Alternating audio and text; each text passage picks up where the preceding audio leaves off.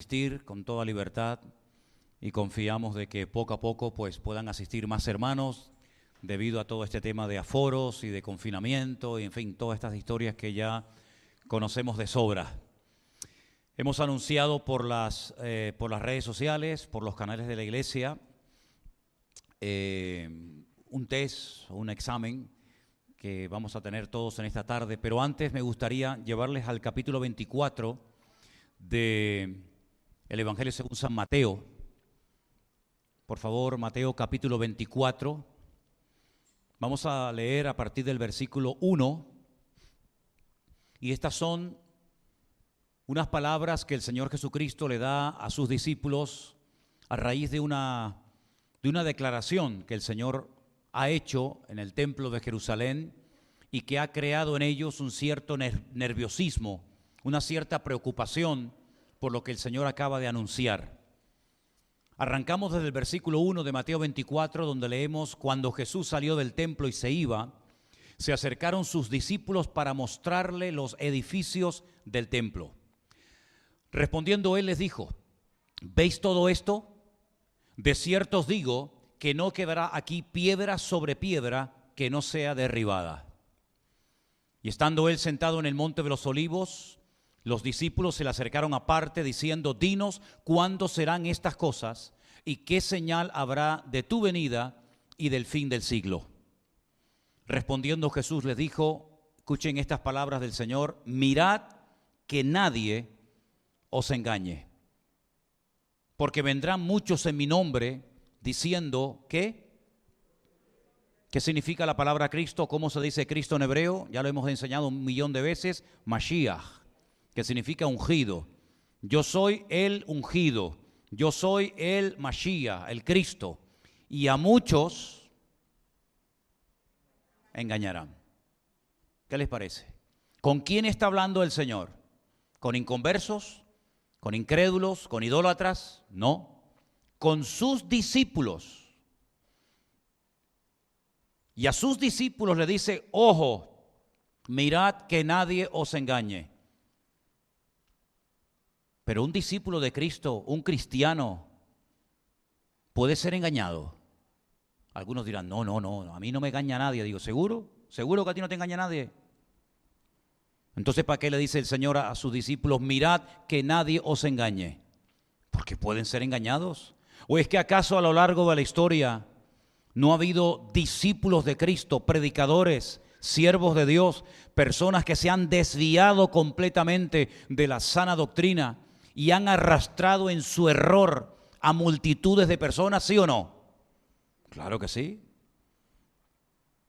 Cuando Pablo escribe las cartas a las diferentes congregaciones, muchas veces él expresa su preocupación por el hecho de que los cristianos no sean estorbados en su fe. Y les habla acerca de que esto es lo que hay que creer y esto no hay que creerlo y a esto hay que aceptarlo y esto hay que rechazarlo rotundamente. ¿Por qué? Porque el diablo quiere engañar a los hijos de Dios. Ya los del mundo ya están engañados. Ya los del mundo, ya Satanás lo tiene en el saco. ¿Sí o no? Ya son de él. Al diablo no le preocupan los inconversos.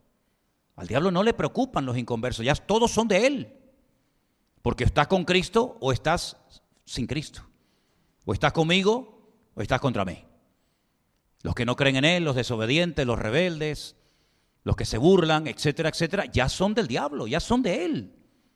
¿No le decía el Señor Jesucristo a algunos en aquella época: vosotros sois de vuestro padre el diablo? Así lo decía. Estas palabras, estas exhortaciones no son para inconversos, porque los inconversos ya están engañados, ya están en el saco, en la lista del enemigo. Estas palabras se las dijo el Señor a sus discípulos en el monte de los olivos. Allí no había una enorme multitud, sino que eran sus 12 discípulos que estaban en el huerto de Getsemaní, preocupados por lo que recién acababa de decir el maestro, que no quedará piedra sobre piedra que no sea destruida, y aquello despertó en ellos un temor. Sí, pero ¿cómo? Que nos van a reventar nuestro templo, que nos van a romper el lugar de adoración nuestra. Pero ¿cómo? ¿Cuándo? ¿Y por qué? ¿Y quién va a hacer esto? Entonces el Señor le da una larga lista de cosas que van a ocurrir, y una de las cosas que les dice es que tengan cuidado que no sean engañados. Habían estado 3 años con Cristo, el mejor maestro del mundo, ¿sí o no? El mejor predicador, el mejor apóstol, el mejor profeta, el mejor pastor. Y él le dice a sus alumnos y a sus discípulos, mirad que nadie os engañe. Pues entonces vamos a ver si a un discípulo de Cristo, después de haber estado 3 años escuchando la mejor enseñanza del mundo, le dice su maestro, mirad que nadie os engañe, pues ya me contarás dónde quedan la multitud de creyentes que leen poco la Biblia, que están todo el día mirando no sé para dónde, menos para donde tienen que mirar. Pues si a aquellos discípulos le dice el Señor, mirad que nadie os engañe, imagínate a muchos creyentes hoy en día que llevan toda la vida en la iglesia y que todavía no han ni ganado un alma para Cristo, ni han terminado de leer toda la Biblia completa. Imagínate tú, imagínate. ¿No dice la Biblia que el amor de muchos se enfriará? Esas palabras también están en Mateo 24. Se refería al amor de los inconversos, pero ¿cómo se va a enfriar el amor de los inconversos hacia Dios si no creen y aceptan a Dios? ¿No te das cuenta que le está hablando todo el rato a creyentes, a sus discípulos? ¿Se puede enfriar el amor de un creyente hacia Dios? Claro que sí. ¿No lo ven en Apocalipsis capítulo 2? Tengo contra ti que has dejado tu primer amor. ¿Y quién tiene que ser el primer amor? Cristo. No le dice a la iglesia de la Odisea que estaban tibios. Y no le dice el Señor a los tibios, yo les voy a decir lo que yo les voy a hacer. Los voy a vomitar de mi boca. No sois tibios, perdón, no sois fríos, no sois calientes, sois tibios.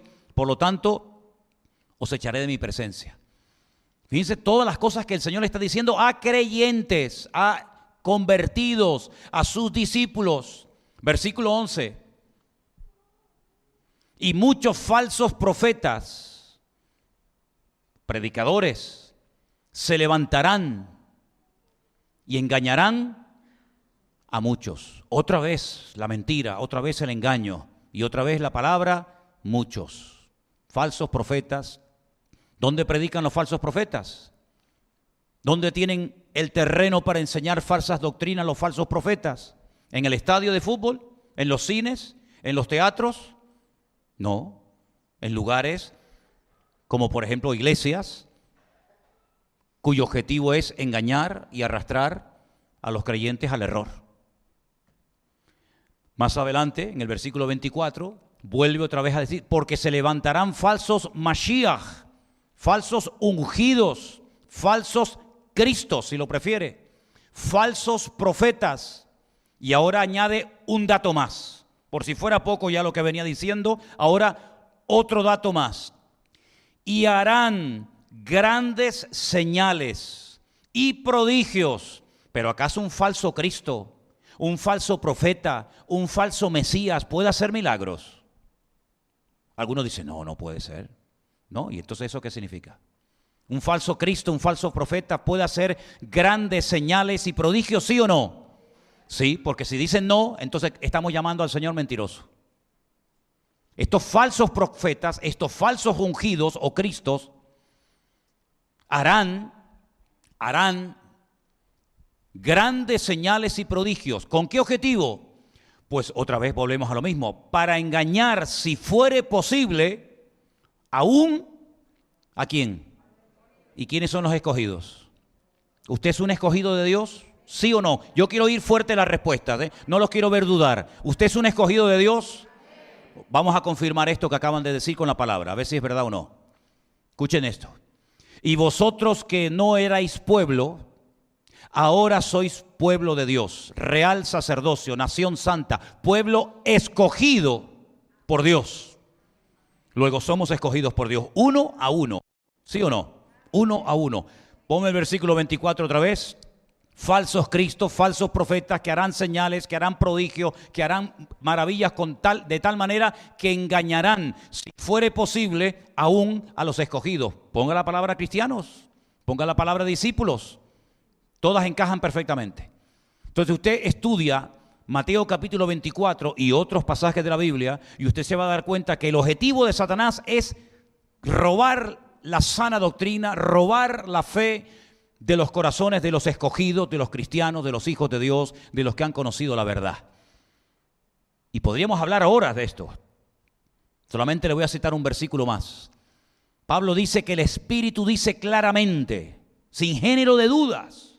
El Espíritu dice claramente que en los postreros días, yo pregunto, ¿estamos en los postreros días, sí o no? ¿Están convencidos que estamos en esos postreros días? Los que no responden es que no quieren responder o que no saben. ¿Estamos en los postreros días, sí o no? Pues participe, mijo, participe, que no le vamos a cobrar dinero por decir sí o no. Participe. Algunos apostatarán de la fe. Y dice, escuchando a espíritus engañadores. ¿Y esos espíritus engañadores quiénes son? ¿Demonios? Algunos apostatarán de la fe. ¿Qué es? ¿Qué significa apostatar de la fe? Abandonar el camino verdadero. Yo no puedo abandonar algo que nunca tuve. Apostatarán de la fe, se apartarán de la verdad, se desviarán del camino verdadero. Y ahí sigue diciendo Pablo lo que esos espíritus malignos les van a decir. Por ejemplo, prohibirán casarse, ¿no? ¿No se ha prohibido casar a algunos cristianos que quieren servir al Señor a lo largo de la historia, sí o no? Hombre, y tanto, ¿verdad? Prohibirán abstenerse de alimentos que Dios creó para que con acción de gracias participemos de ellos. Se ha prohibido a lo largo de la historia del cristianismo comer ciertos y determinados alimentos en ciertos y determinados momentos del año, ¿sí o no? Bueno, mírenlo ahora, la semana pasada, algunos decían, uy, la carne no se puede comer. ¿Dónde dice eso la Biblia? Si precisamente Cristo durante la Pascua, lo que se llama la Semana Santa, si alguien comía carne, era Jesucristo. Entonces, ¿qué pasa? ¿Se cumple la palabra o no se cumple la palabra? No se pueden ustedes imaginar la cantidad de correos, la cantidad de mensajes que recibimos cada día. Priscila me comentaba el otro día que los correos son multitudinarios, porque a alguien por ahí se le ocurrió publicar un vídeo de un rabino de Israel que lo han reconocido como el Mesías. Y claro, los que no saben, los ignorantes, se llevan las manos a la cabeza diciendo, ¡ah! No me diga, hermano, pero si esto pasa todos los años. Pasa que ustedes, algunos no saben, pero pasa todos los años. El último fue Lubavitch, el viejito. El póster de él por todo Israel con la manita así levantada, un señor con sombrerito negro. Y que lo esperaban con banderas y la televisión dijo que viene el Mesías, bendito el que viene en nombre del Señor. Y venía Lubavitch, ¿verdad? El pseudo Mesías. Y en muchas sinagogas hay una fotografía enorme del viejito Lubavitch, que era el Mesías y al final se murió. Le dio un infarto y se murió y no fue el Mesías. Y algunos están esperando que resucite. Y esto no fue hace mucho tiempo. Así que esto de que se levanten Mesías y ahora es sí y ahora no, esto no es nada nuevo. Pasa que los que no saben, los ignorantes, se llevan las manos a la cabeza. Porque dicen, ay hermano, mire que en Israel han levantado un falso Mesías. Y el año pasado a otro. Pasa que tú no lo sabes. Y hace 5 años a otro. Y están constantemente así. Porque ellos enseñan que todos los años y en cada generación nacen varios Mesías. Y ellos no lo saben. Y la gente tiene que decir, ay, tú eres el Mesías. Sí. Sí, tú eres el Mesías. ¿A que sí? Sí, ya está, otro Mesías nuevo. Y así llevan 2000 años. ¿Quieren que les dé la lista de 15 o 20 falsos Mesías que ha habido desde el año 0 hasta hoy? Ni se imaginan ustedes, ni se imaginan la cantidad de cientos de falsos Mesías ungidos que se han levantado. Pero si ya lo dijo el Señor. Pero si es que yo no tengo que ver internet, yo no pierdo ni un minuto de mi tiempo viendo internet, créame. A mí me mandan todos los días vídeos, hermano, mire, vea este vídeo, hermano, escuche esta predicación. Digo, a mí no me manden nada porque yo no veo nada de lo que me mandan. Yo estoy muy ocupado con mi ministerio, yo tengo que organizar muy bien mi tiempo y todo lo que tengo que hacer cada día. Y yo no tengo tiempo que perder, que si un rabino allí en Jerusalén, que ahora es el Mesías. No, pero no es el Mesías, es el anticristo. Como si no tuviéramos una Biblia. Yo digo, ¿usted no lee la Biblia? ¿Sí o no? No tenemos la Biblia. Entonces usted sabe que ese no es el Mesías, ni es el anticristo. Ay, hermano, ¿y usted cómo dice eso? Pues porque llevo 40 años leyendo la Biblia todos los días. Ese señor no es ni el verdadero Mesías, ni el anticristo. ¿Por qué? Porque la Biblia nos da unas características acerca de cómo va a ser el verdadero Mesías ¿Y cómo va a ser el falso Mesías o anticristo? Y este señor, y el otro, y el otro, y el otro, no cumplen con ninguno de esos requisitos. Por lo tanto, a mí me da igual si lo nombran Mesías. Yo conozco a los que están detrás de eso. Yo conozco a Shalom Arush. Yo he estado en su sinagoga, yo he hablado con él. Yo conozco todo ese mover. Yo he estado en Mea Sharim muchas veces. Y he estado con toda esa gente. Y hemos ido a las casas de algunos rabinos a comer. Y me hablan de su Mesías, de cómo viene, de cómo es, de cómo esto, de cómo aquello. Pero a mí eso me resbala completamente. Porque ese no es el Mesías verdadero. Ese no es mi Cristo el que va a venir. Ese es un Cristo inventado que ellos están levantando. Y el anticristo tampoco lo es. Porque la Biblia nos da cientos y cientos de detalles y de datos para reconocer al falso del verdadero y al verdadero del falso. Solamente es cuestión de leer la Biblia. Pero no pierdo ni un minuto de mi tiempo que la internet, que la página web, que no sé qué, es que no me interesa, hermano. A mí no me interesan esas historias. Yo sé en quién he creído, yo tengo la información exacta y correcta. Y yo desde el púlpito no comparto mentiras ni estupideces. Yo desde el púlpito comparto la bendita palabra de Dios y comparto verdades. Y las mentiras no me interesa, porque la Biblia dice que en los últimos tiempos algunos serán engañados. Pero si usted es miembro de esta iglesia, usted no puede entrar en ese juego. Usted no puede entrar en ese jueguecito. Los miembros del Centro Evangélico Vida Nueva tienen que tener características bien definidas y bien claras. Y una de ellas es un alto conocimiento de la palabra de Dios. Si usted no quiere convertirse en un discípulo de Cristo, con un alto nivel de conocimiento bíblico, usted no puede ser nunca jamás miembro de esta iglesia. Porque en esta iglesia usted sabe que un énfasis tremendo que le damos, ¿a qué es? A la palabra de Dios. Aquí no queremos neófitos, no queremos vagos, no queremos flojos, no queremos gente emocional. No, que Dios me habló, que el Espíritu me dio. Aquí no queremos gente así. Aquí queremos gente que vaya en serio, que se tome en serio su vida cristiana, que estudien y que lean la palabra de Dios. Y que cuando ustedes vean esas cosas, ustedes mismos le digan a esa gente lo mismo que yo les estoy diciendo a todos ustedes en esta tarde. Eso es falso, no pierdan el tiempo en esas cosas, invierta su tiempo en la verdad y en conocer y en servir al Señor. Eso es lo que tenemos que hacer. Perder el tiempo en tonterías y en vídeos, que este me dijo, que otro me dijo. Esa característica no es típica de un miembro de Vida Nueva. De otras iglesias a lo mejor sí, pero los miembros de esta congregación somos gente seria. ¿Cuántos dicen amén?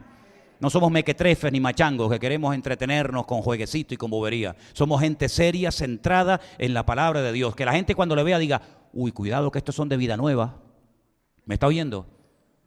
Estos son de Vida Nueva. Estos son los marines. Estos son los boinas verdes del Evangelio. Estos conocen la Biblia, ¿eh? Estos no se andan con tonterías. Esa es una de las características que nosotros tenemos que tener. Somos serios en la palabra y de la palabra no nos movemos ni un milímetro. Hace años apareció, no por aquí, sino por otra iglesia que yo pastoreaba en Tenerife, un señor con un muchacho que me vino, quería hablar conmigo y al terminar el culto me dice, yo tengo una palabra para la iglesia. Le dije, ¿para cuál? Si no para esta, digo, no. Aquí no. ¿Usted quién es? Dice, yo soy Jesucristo. Así me lo dijo. Yo soy Jesucristo. Y le dije, pues ya puede estar saliendo por la puerta por la que entró. Y le dice al que venía con él, ¿te das cuenta? Nos echan de todas partes. ¿Qué le parece? Así que, queridos hermanos, claro que estamos en los últimos tiempos. Y en los últimos tiempos todas estas historias aparecerán. Pero a mí no me preocupan eso. A mí en lo que me ocupo es que a los creyentes no se les engañe, ni se les haga perder el tiempo con tonterías, ni con vanas ilusiones, porque nosotros sabemos en quién hemos creído. ¿Cuántos dicen amén? Gloria a Dios. Por eso de vez en cuando, lo hicimos el mes pasado y hoy lo vamos a volver a hacer, yo les voy a poner un examen, un test, una prueba, para que usted se demuestre a sí mismo si usted está creciendo en el conocimiento de la palabra de Dios, si usted conoce bien la palabra del Señor. Vamos a hacerlo de la siguiente manera.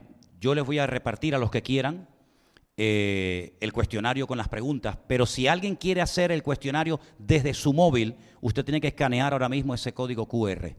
Usted lo escanea, pone ese número y a continuación pone su nombre. Y puede participar desde su móvil Y si usted acierta la pregunta que aparece en el formulario, su nombre va a aparecer ahí como que usted ha respondido correctamente a la pregunta. Si usted no ha respondido correctamente, su nombre no va a aparecer y entonces no recibirá como premio el viaje a Israel con todos los gastos pagados.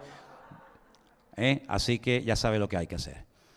Entonces, sé que hay algunos que dicen, ay hermano, yo eso de tecnología, yo eso de móviles y códigos QR, yo eso no me entero. Para eso tenemos el papel, no se preocupe, ¿vale?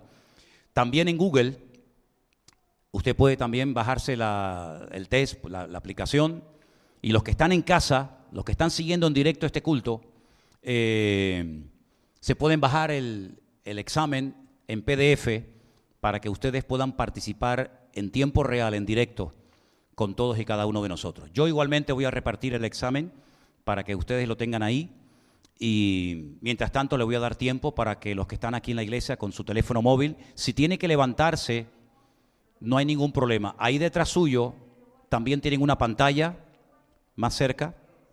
Allí a mano izquierda hay otra pantalla, aquí hay otra. Detrás en la puerta de la iglesia hay otra pantalla. Hay varias pantallas donde usted acercando su teléfono móvil, su celular, escanea el código con su cámara, introduce el código y pone un nombre. Y así de esa manera usted puede participar desde su teléfono. Pero si prefiere hacerlo con el papel en la mano, ahí lo tiene. Los hermanos que están en casa pueden imprimirlo y vamos a comenzar en esta tarde esta prueba, este test, que es un poquito más difícil que la del otro día, porque, hombre, tenemos que profundizar un poquito, ¿vale? Y entonces, al final, vamos a ver quiénes han acertado o quiénes no, ¿sí? Me imagino que a muchos les faltará bolígrafo, pero bueno. Faltan algunos por el papel, algunos quieren, ¿sí? Tal vez Raúl le puedes echar a Edison para ir repartiendo más rápido el examen aquí a los que están en la iglesia.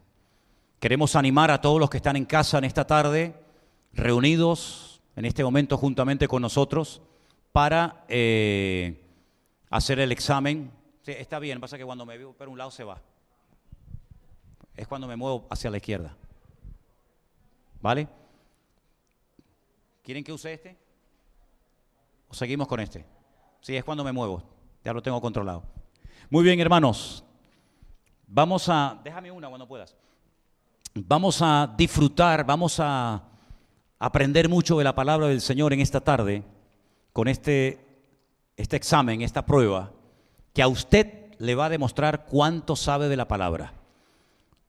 Los que tienen el código Q ya escaneado en su móvil, ponga el nombre para que usted pueda ver en la pantalla si ha acertado o no. Cuando me digan arriba, arrancamos. Espero instrucciones de parte de los técnicos, para que podamos disfrutar en esta tarde de esta nueva prueba. ¿Todos esos están anotados? Wow. Bueno, muchísimos de ustedes lo escanearon, ahí están los nombres. Muy bien. Primera pregunta, ¿les parece? Primera pregunta. ¿Quién fue el padre del rey David? Tienen 3 respuestas y empieza el tiempo a correr. ¿Samuel, Isaí o Natán? Ven en la pantalla, los segundos van avanzando, ustedes están respondiendo, quedan 8 segundos, 7, 6, 5, 4, 3, 2, 1, tiempo. La respuesta correcta, ¿cuál era? Isaí, efectivamente. La respuesta correcta era la letra B. ¿Cuántos han acertado? 14. 11 fallaron y 1, ¿qué pasó? No respondió. 14 de los que están aquí en la sala han respondido correctamente. 11 erraron. No sé qué nombre pusieron, pero la respuesta correcta era Isaí. David, hijo de Isaí. Pregunta número 2. Ahí va la puntuación. Pregunta número 2. ¿Qué profeta reveló el lugar del nacimiento del Mesías, del Señor Jesucristo? ¿Isaías, Miqueas o Joel? ¿Qué profeta dijo el Mesías nacerá en Belén de Judea? ¿Qué profeta fue? Recuerden, no pueden hablar, por favor, hermano. Es algo personal que ustedes tienen que hacer ahí. Ok. La respuesta correcta era el profeta Miqueas. Respuesta C. Miqueas fue el profeta que profetizó que en Belén de Judea nacería el Mesías. Ahí tienen ustedes los aciertos y los errores. Algunos han fallado, no sé qué han respondido, pero Miqueas. Pregunta número 3.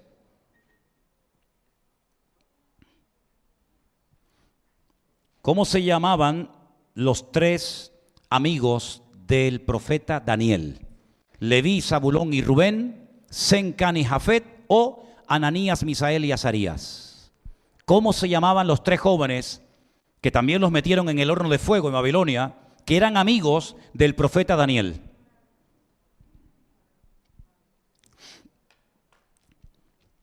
El tiempo ha transcurrido y la respuesta correcta era la letra B. Exactamente. Ananías, Misael y Azarías. Lo que pasa es que la gente menciona el nombre que le puso Nabucodonosor, que era Sadrat, Mesat y Abednego, pero esos no eran sus nombres verdaderos.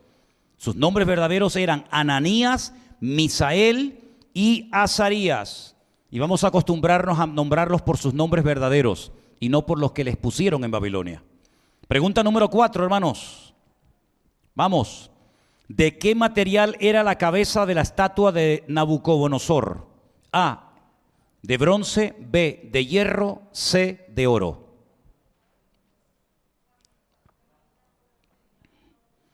Silencio, por favor, no vale copiarse. ¿De qué material era la cabeza de la estatua del rey Nabucodonosor? La respuesta correcta era la letra C. La cabeza de aquella estatua era de oro. Ha habido todo tipo de respuestas. Entiendo que por colores se entiende la A, la B y la C. Ok, perfecto, muy bien. La mayoría acertaron, otros no acertaron.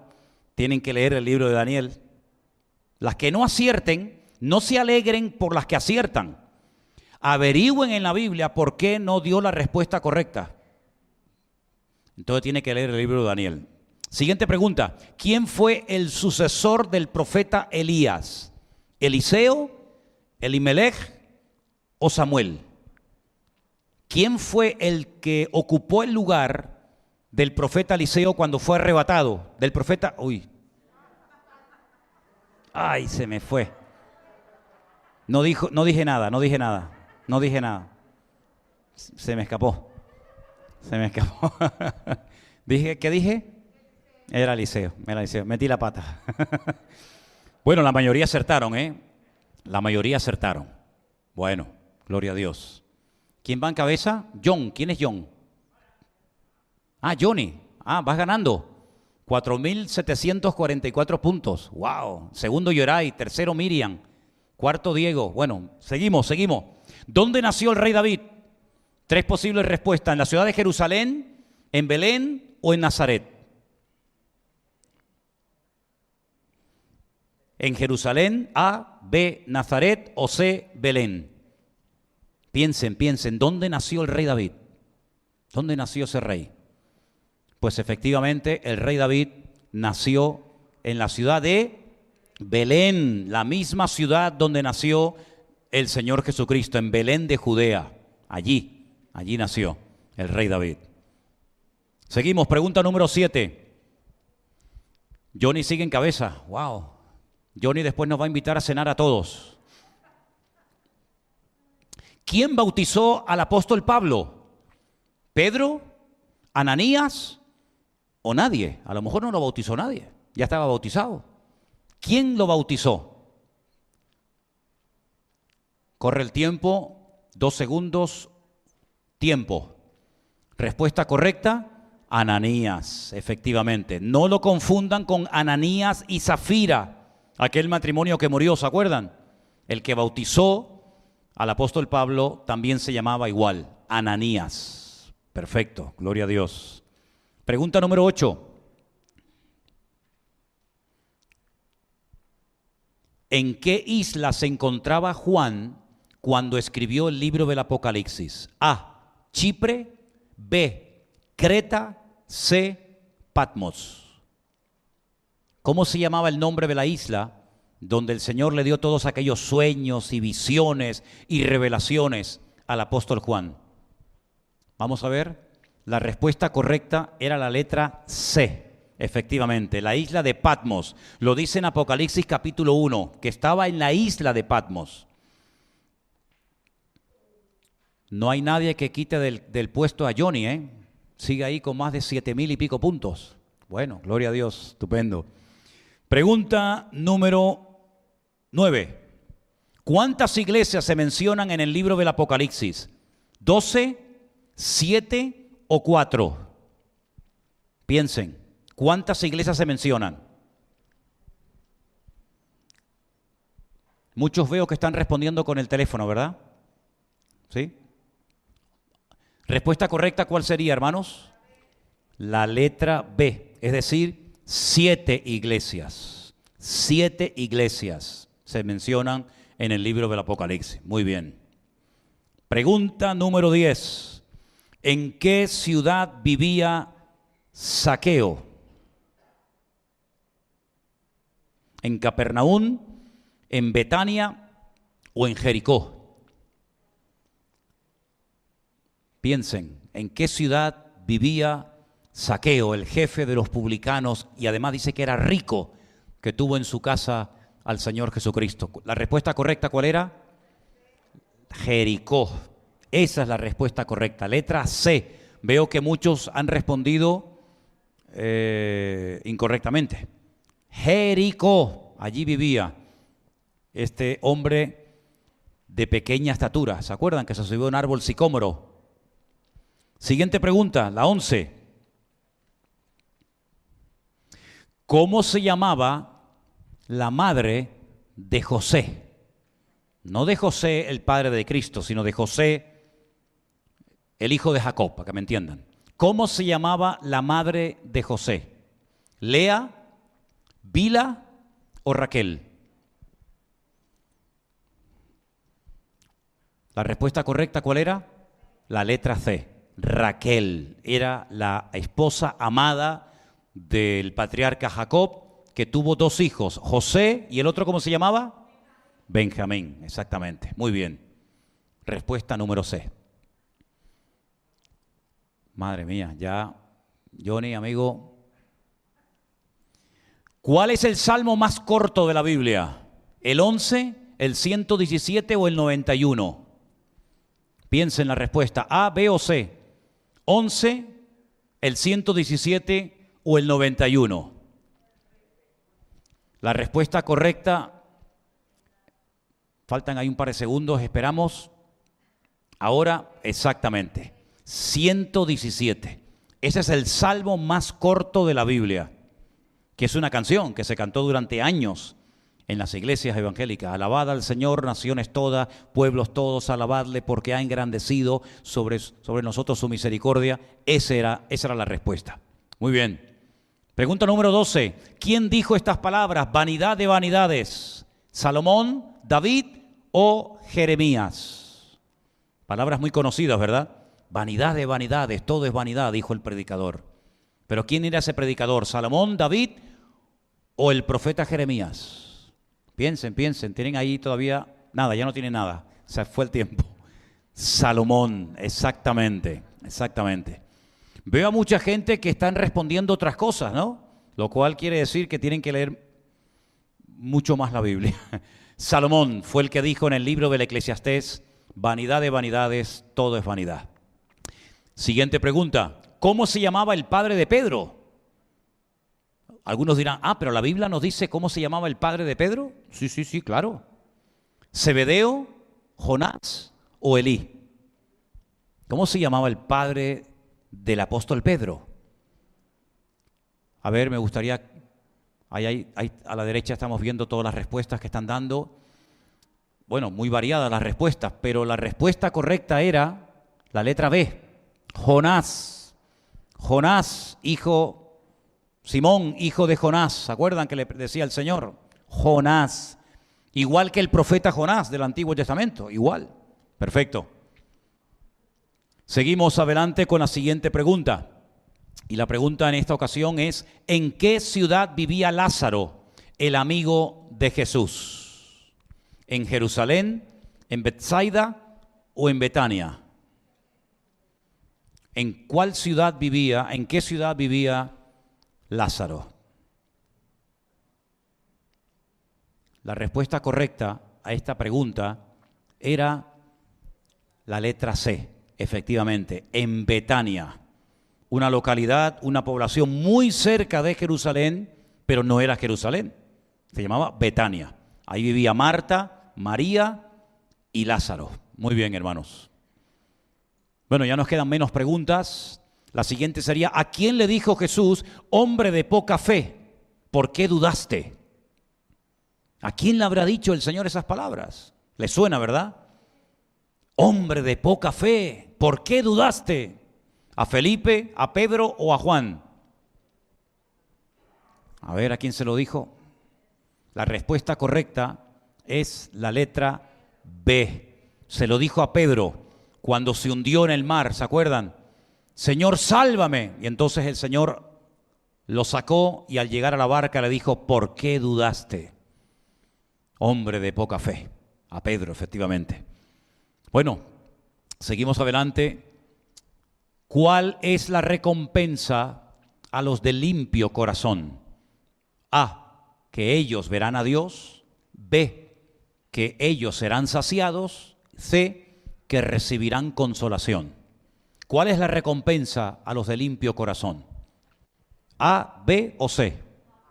Espere, a mí no me lo digan, tienen que decirlo ahí. La letra A, efectivamente. Bienaventurados los de limpio corazón, porque ellos verán a Dios. Esa es la respuesta, la letra A, efectivamente. Solamente aparecen los 5 primeros, ¿no? Sí, bueno, los demás ni aparecen. ¿Quiénes preguntaron dónde está el rey de los judíos? ¿Los pastores? ¿Los escribas y los fariseos? ¿O los magos de Oriente? ¿Dónde está el rey de los judíos? Iba a seguir recitando el versículo, pero si lo recito ya saben la respuesta. Los magos de Oriente, efectivamente. Porque su estrella hemos visto en el Oriente y venimos a adorarle, efectivamente. La letra número C. Pregunta número 19, sería la penúltima. ¿Dónde se habla del fruto del Espíritu Santo? Piense bien. ¿En Romanos capítulo 12? ¿En Primera de Corintios 13 o en Gálatas capítulo 5? ¿Dónde está el tema del fruto del Espíritu Santo?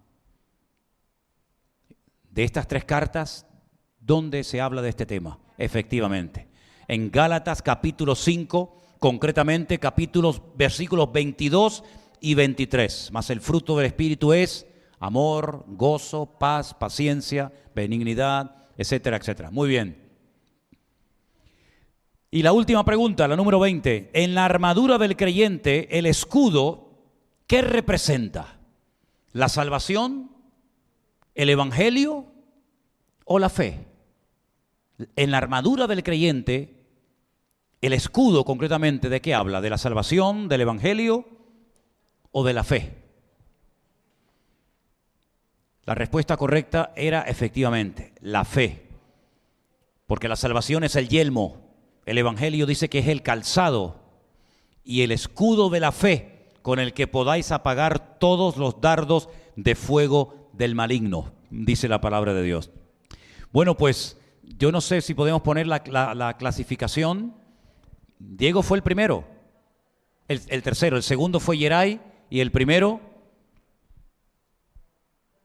a ver, Johnny. Damos un aplauso a todos los que participaron en esta tarde. Ahí está el podio. Johnny, Yeray y Diego. Después estos 3 hermanos tendrán la bondad de llevarnos a un buen restaurante o cafetería de aquí de la ciudad, con todos los gastos pagados. Así que damos gracias al Señor. ¿Cuántos de ustedes reconocen con este test que saben mucho de la Biblia? A ver, levanten la mano. A ver, ¿cuántos reconocen que no saben tanto de la Biblia? Más o menos. Amén. ¿Y cuántos reconocen que no saben nada de la Biblia? No, eso no vale, eso no vale. Esto sirve para que usted se demuestre a sí mismo, si usted necesita crecer en su conocimiento bíblico, si está bien, si necesita dedicar más tiempo al estudio de la palabra del Señor, porque yo he dicho muchas veces, hermanos, que una cosa es leer la Biblia y otra cosa es estudiar la Biblia. Y a veces la gente lee. Ah, sí, hoy leí Juan, leí Mateo, leí Lucas, y le preguntas a la media hora, ¿qué leíste? Y ni se enteran, ni me acuerdo.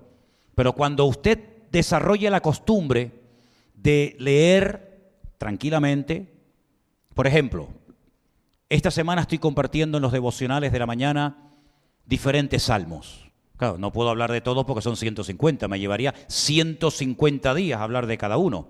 He escogido 5. Y bueno, ya la próxima semana pasamos al libro de Proverbios. En Israel hay una costumbre que dice que un estudiante normalito, un estudiante normal, sencillo, cuando escucha a su maestro dar una enseñanza, y por ejemplo, imagínense que el maestro ese día explicó el Salmo 1. Un estudiante normal lee entre 20 y 30 veces cuando llega a casa el Salmo 1. Un estudiante mucho mejor de 50 a 70 veces. Y un buen estudiante de 100 veces para arriba. Entonces usted dirá, entonces yo no llego ni a mal estudiante, ¿no? Porque si el pastor el domingo habló del Salmo 1, yo llego a mi casa y no lo leo, y usted dice que uno normalito lo lee 30 veces, entonces yo no soy ni normalito, soy por debajo de lo normal, ¿no? Bueno, eso es lo que a mí me gustaría que usted comenzara a hacer en su vida. Claro, ¿qué es lo que ocurre? Que cuando tú encuentras a un muchacho de estos que se ha leído 70, 80, 90, 100 veces el Salmo 1 o Deuteronomio 30 o lo que sea, se lo sabe de memoria. Si yo le preguntara a usted, ¿usted se acuerda cuando fue católico? ¿Se acuerda de esa época? ¿Se acuerda del Dios te salve María? Se nos quedó grabado. Se nos quedó grabado. Lo repetíamos y lo repetíamos y lo repetíamos. Y a base de repetir, se te quedó grabado. Si usted tuviera la costumbre de decir, bueno, ¿el pastor de qué predicó el domingo? Bueno, el texto principal fue, por ejemplo, Mateo 18. Cuando usted llega a casa, yo voy a leer 20 veces el capítulo 18 de Mateo. Yo le aseguro a usted que algo se le tiene que quedar. Si además de leer, de escuchar, de escribir lo que usted ha leído, usted va a poder superar esa excusa que muchos tienen, que dicen, no, es que a mí no se me quedan las cosas que oigo. No tengo memoria. No tiene memoria porque no la ha usado. Porque si usted ejercitara la memoria, claro que la puede desarrollar. Lo que pasa es que no es en un día ni dos.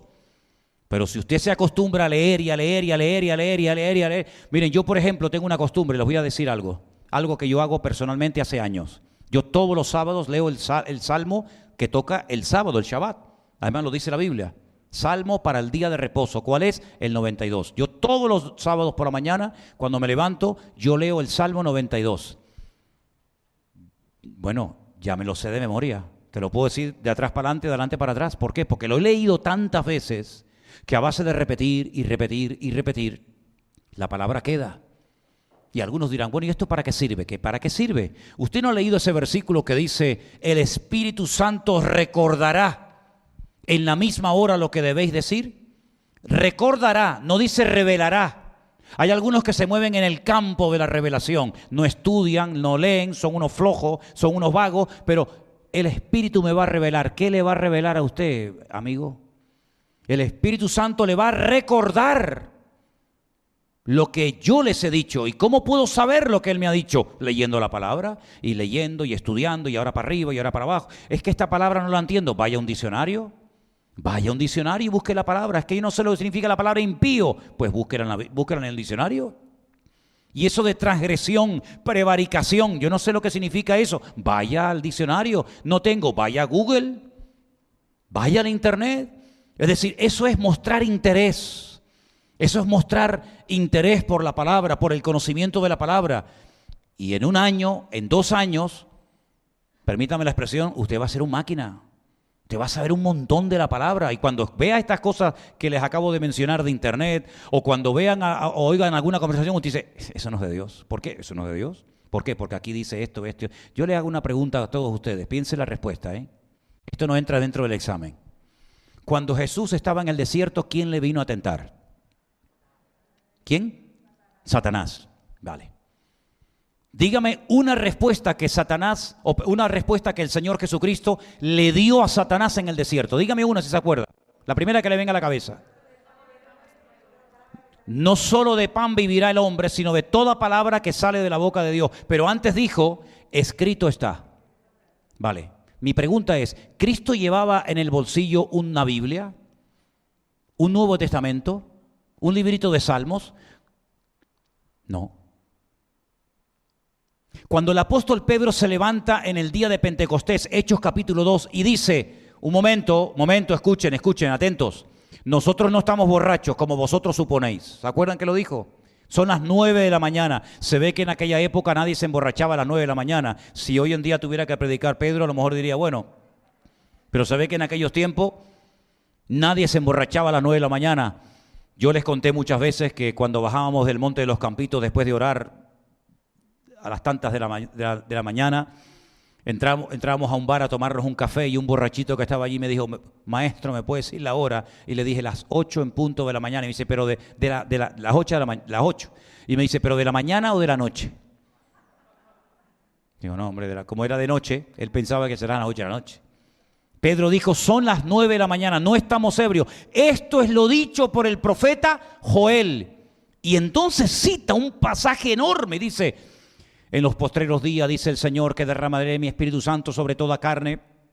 Vuestros jóvenes verán visiones, vuestros ancianos soñarán sueños. Y uno dice, pero tenía un Nuevo Testamento, tenía una Biblia, Pedro, en la túnica. ¿Cómo fue capaz de citar casi un montón de versículos de memoria? Porque precisamente se lo sabía de memoria. Se lo sabía de memoria. El etíope eunuco, cuando va por el desierto, como él no sabía la escritura, él la tenía que ir leyendo. Y Felipe se le acerca y le dice, ¿entiendes lo que lees? Dice, no lo entiendo.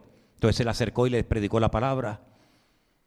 Hay gente por ahí, hay iglesias, hay ciertos sectores del mundo evangélico que dice que no hace falta estudiar, que el Espíritu te va a revelar en el momento preciso cuando te pares detrás de un púlpito a predicar la palabra. Yo no me congregaría en una iglesia donde hay un pastor que es un vago para el estudio de la palabra.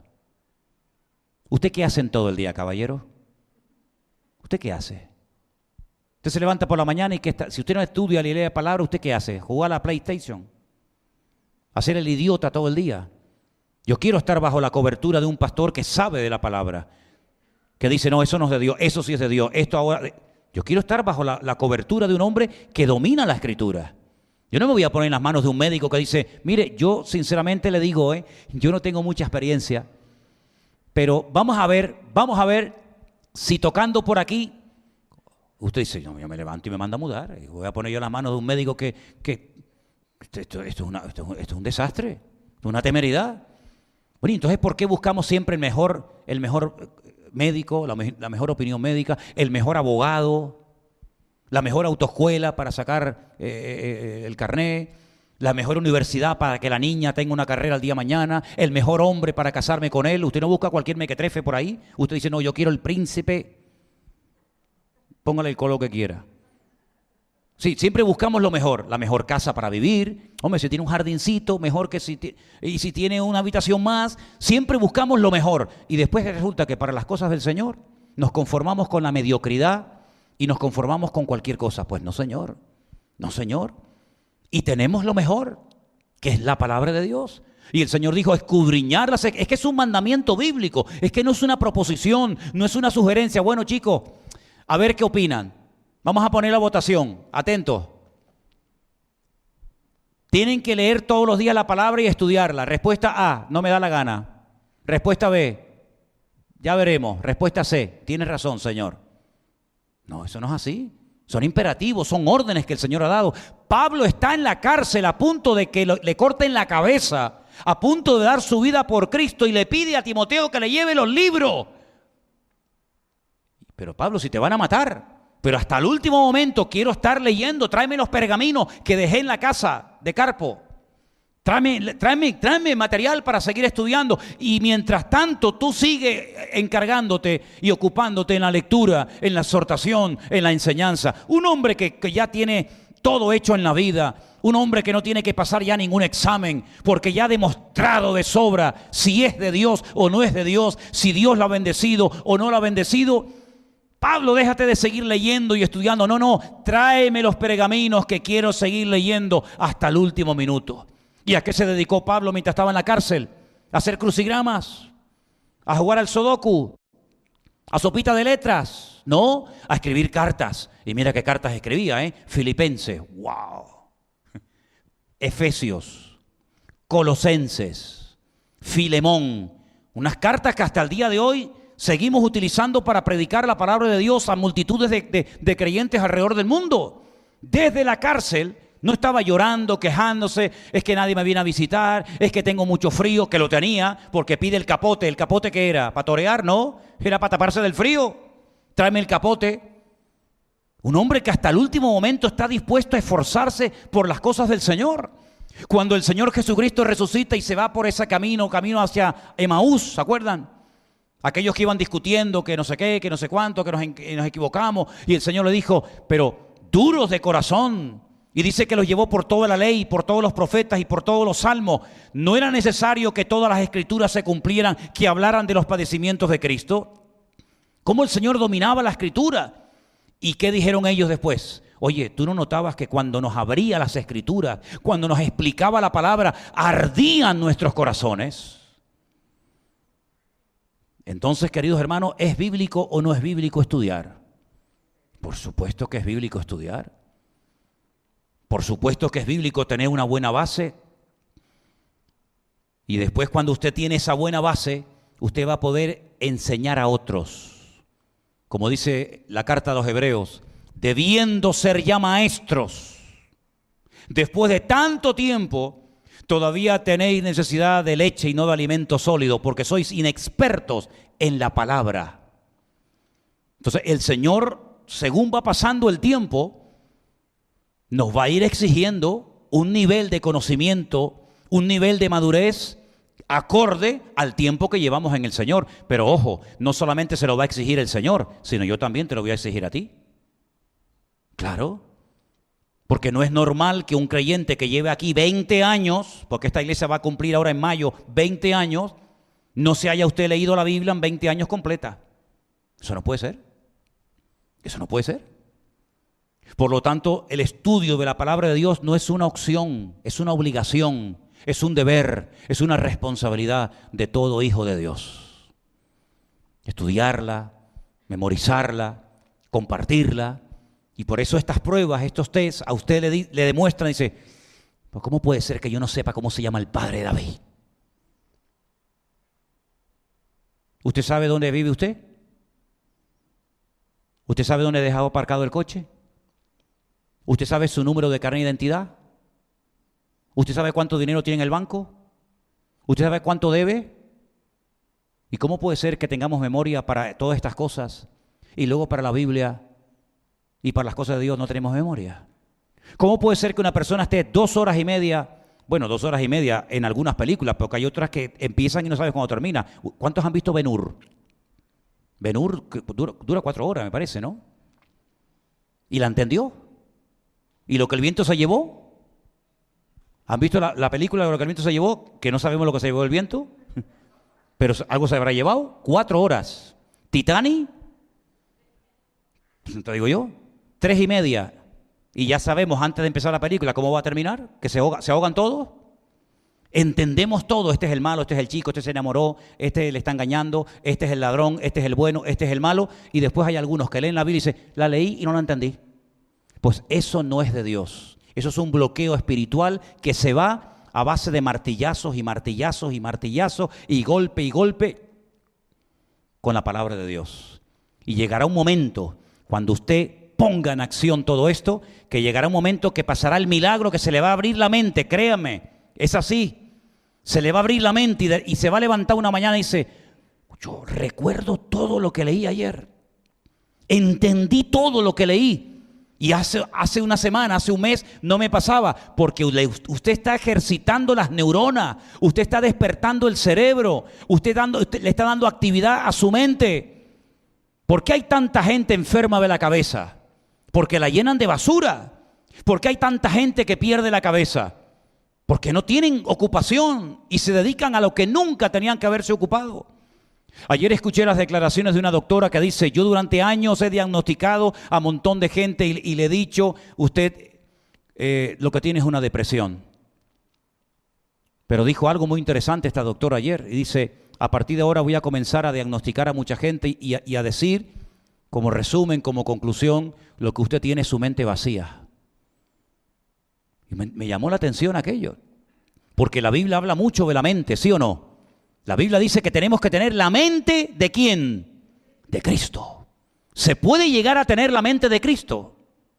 Hombre, si me dice la Biblia que tengo que tener la mente de Cristo, se da por cierto que podemos llegar a tener la mente de Cristo, pero lógicamente nos falta mucho, porque llegar a pensar como Cristo, llegar a sentir como Cristo, llegar a vivir como Él, es posible. Y tenemos todos estos años, los que hemos tenido hasta ahora, para aprender. Y quiero terminar diciendo algo.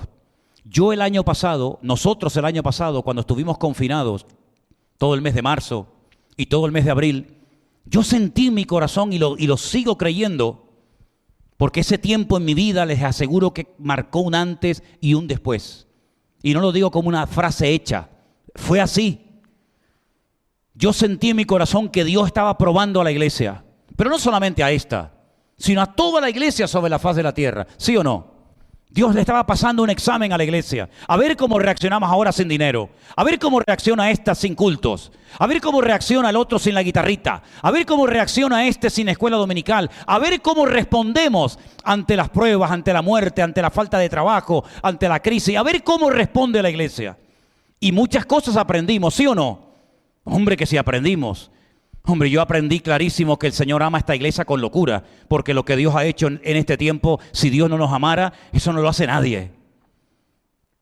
Y Dios nos ha demostrado su fidelidad de una forma impresionante. Y el que no lo vea es porque está ciego o tiene el corazón de piedra. Pero lo que no me gustaría que sucediera es que como ya va pasando el tiempo, ya muchos han perdido el miedo al tema del virus y ya como que no hay ese temor que había en aquellos días cuando la gente salía a la calle y venía uno de frente y cruzaba la acera o te viraba la cara. Ya es como que ese miedo se va perdiendo y ahora como que vamos poco a poco, digamos así, volviendo a lo que llamamos normalidad. Pues como que ya otra vez volvemos a lo mismo, a leer poco la Biblia, a congregarme cuando me dé la gana, porque yo recuerdo gente que en pleno confinamiento me llamaban y me escribían y me decían, cuando se abra la iglesia, no me perderé ni un culto. Porque mira que he echado de menos la iglesia en este tiempo, me decían. Mira que hemos echado de menos los cultos, ¿eh? ¿Dónde están esas personas esta tarde? ¿Dónde están esas personas que a mí me dijeron en la cara, no voy a perderme ni un culto a partir de ahora, ni de jueves ni de domingo?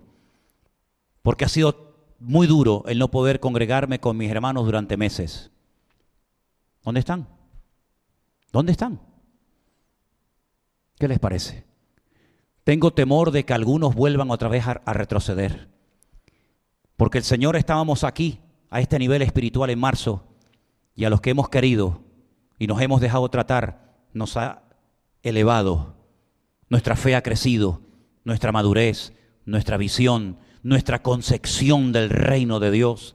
El darte cuenta que estás predicando aquí, sí, ¿a cuánto? A los que sea, pero saber que detrás de esas cámaras hay miles y miles, hay ancianos, hay niños, hay gente muriéndose de cáncer, hay matrimonios que se están peleando y pueden reconciliarse después de escuchar una predicación. Gente en la cárcel que te está escuchando, gente en bases militares en Afganistán que nos están viendo en directo como ha sucedido y sucede. Gente que nos ve en directo en sus hogares, en hospitales, en montones de lugares. Eso te ha cambiado la vida. Decir, Dios mío, que yo no estoy predicando a 5 personas aquí, que estoy predicando y estamos cantando y ministrando a centenares, a miles de personas en todas partes del mundo. Pues todo eso tiene que servir para llevarnos a un crecimiento y a una madurez tremenda. Y yo no quiero dar marcha atrás, créame, yo no voy a dar marcha atrás.